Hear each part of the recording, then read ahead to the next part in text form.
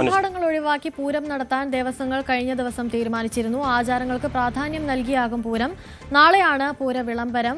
അനുമോദ് തന്നെ ചേരുന്നുണ്ട് കൂടുതൽ വിവരങ്ങളുമായി. അനുമോദ്, പൂര വിളംബരം നാളെയാണ് നടക്കുക. പൂരത്തിനായുള്ള ഒരുക്കങ്ങൾ, ചടങ്ങിനായുള്ള ഒരുക്കങ്ങളൊക്കെ പുരോഗമിക്കുകയാണോ? അവിടെ ആർഭാടങ്ങളൊന്നുമില്ലാത്ത ഒരു പൂരമാണല്ലോ ഇത്തവണ ഉള്ളത്. തീർച്ചയായും വെടിക്കെട്ടും കുടമാറ്റവും ആണ് ഇത്തവണ ഒഴിവാക്കിയത്. കുടമാറ്റം 15 മിനിറ്റ് മാത്രമേ ഉണ്ടാവുള്ളൂ. വെടിക്കെട്ട് പൂർണ്ണമായും 2 ദിവസങ്ങളും ഒഴിവാക്കിയിട്ടുണ്ട്. ബാക്കി എല്ലാ ചടങ്ങുകളും ആചാരാനുഷ്ഠാനങ്ങൾ അതിൻ്റെ അതേ ക്രമത്തിൽ തന്നെയാകും നടക്കുക. അതായത് ചെറുപൂരങ്ങളുടെ വടക്കുനാഥനിലേക്കുള്ള വരവ്, അതേപോലെ തിരുവമ്പാടിയുടെയും പാറമേക്കാവിൻ്റെയും എഴുന്നള്ളത്ത്, മഠത്തിലെ വരവും ഇഴഞ്ഞിത്തരമേളവും ഒക്കെ മുൻ നിശ്ചയിച്ച പോലെ തന്നെയാകും നടക്കുക. അതുപോലെ ഇത്തവണ ഒഴിവാക്കിയത് വളരെ ആഘോഷമായി നടത്താറുള്ള ചമയപ്രദർശനവും ഇത്തവണ ഉണ്ടാകില്ല. അതെല്ലാം പേരിന് മാത്രമായിട്ടായിരിക്കും നടത്തുക.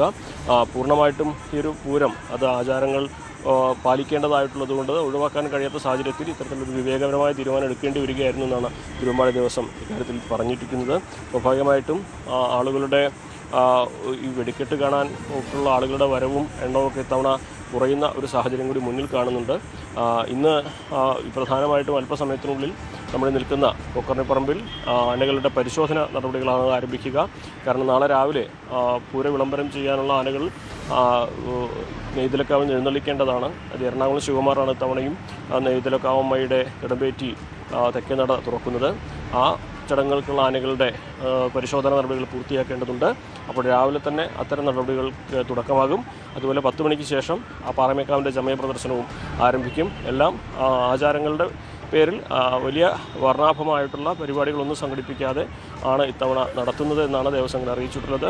എന്നാണെങ്കിലും വെടിക്കെട്ട് പൂർണ്ണമായും കുടമാറ്റം ഭാഗികമായിട്ടും ഇല്ലാത്ത ഒരു തൃശ്ശൂർ പൂരമാകും ഇത്തവണത്തേത്. ശരി, സി വി അനുമോദാണ് കൂടുതൽ വിവരങ്ങൾ നൽകിയത്. ഒരിടവേളയാണ്. ഇടവേളയ്ക്ക് ശേഷം മടങ്ങിയത്.